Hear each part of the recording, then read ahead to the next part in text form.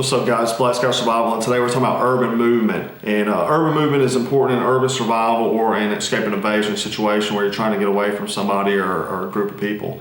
And basically, a lot of that's going to be similar to the gray man theory, and you can use the same kind of techniques from gray man as you do in urban movement, because if you're wearing a hot pink shirt out in the city, you're going to be spotted. So you want to be able to blend in with your clothing as well as your movement, and I'll kind of touch on both of those. Basically, a lot of it is what you're going to do is going to depend on the baseline. And the baseline, the best way I can describe it is what's happening when nothing's happening. When you're on a city street and you're walking around and you see, just people walking, moving casually, and nothing's really going on, that is the baseline. Whatever sounds or noises you hear, that's the baseline. So it's in a escaping or fleeing or evading, a fight or flight situation, your natural reaction is to move quickly and rapidly away from a threat. And that's going to make you easily detected in a baseline, because you're out of the baseline. A good way I can describe this, an example of the baseline is being out of the baseline, is that if you're on a track and everybody's running on the track and you're walking, you're out of the baseline. You would need to run just like everybody else to be in a baseline. Or if you're on a track where everybody's walking and you're running, you're out of the baseline. So you have to walk at the speed of everybody else to be in the baseline. So the baseline, like I said, is the rhythm of the streets and the sound, speeds, and appearance, and when nothing is going on, fitting into what is going on around you. An example that I will give last weekend, I was in a mountainous area, another city, and within about an hour, 30 minutes, an hour, I picked up the baseline, what was going on. A lot of people had dogs. It was a dog-friendly city.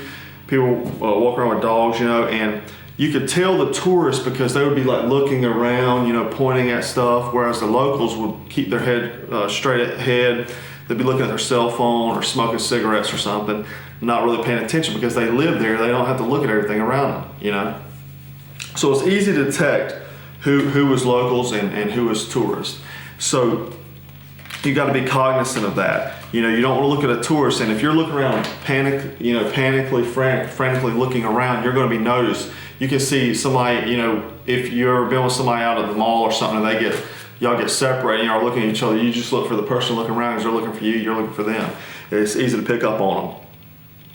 But like I said, it was easy to detect that. So when you're on the baseline, it's easy to detect and spot you. I wasn't even from the area, and within 30 minutes, I gained the idea of what the baseline was, and then I could pick out who lived there and who didn't.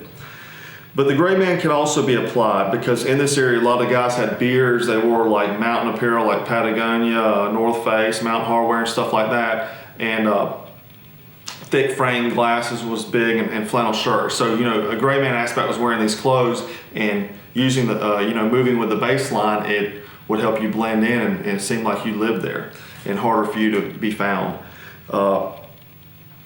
Also be cognizant that the baseline can change from neighborhood to neighborhood. When I was walking in this town or in this city, I walked a few blocks over, and the baseline was completely different. There was lots of people sitting around on the street smoking, eating food, talking, not a lot of walking. It was just very, very different from the other area I was. The whole clothing, that was the style changed. And you could hear music come from people's cars, so the baseline completely changed just a few blocks over. So you have to be cognizant of that. A few tips on being in baseline and baseline movement is: one, to only carry what is necessary, objects or gear that you may need.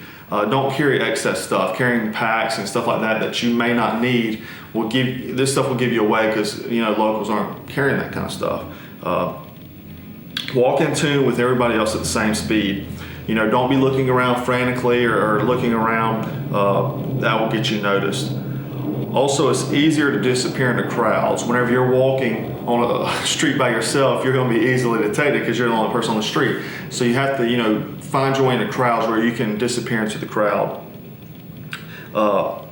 wear muted tones. Don't wear bright clothing that's gonna,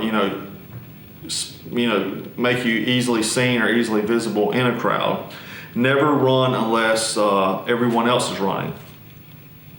And also remember that each neighborhood is unique. Like I said, in the city I was in, a few blocks down, the baseline totally changed. And another big thing that a lot of people don't think of is that day and night urban movement, or the day and night baseline, will be totally different for the most part in most places. How you move and operate during the day may not be the same way at night. There may be less people, less traffic. You may have to be more cautious in your movement. You may have to move from one concealed position to the other. And as long as you match the baseline, you will be invisible. So remember these tips and just start paying attention whenever you go out to the mall, you go to your downtown area, walk around. Just pay attention to everything going on around you that you normally just block out of your mind. So check out BlackScoutSurvival.com for more tips and tutorials. If you haven't subscribed, please subscribe. And as always, thanks for watching.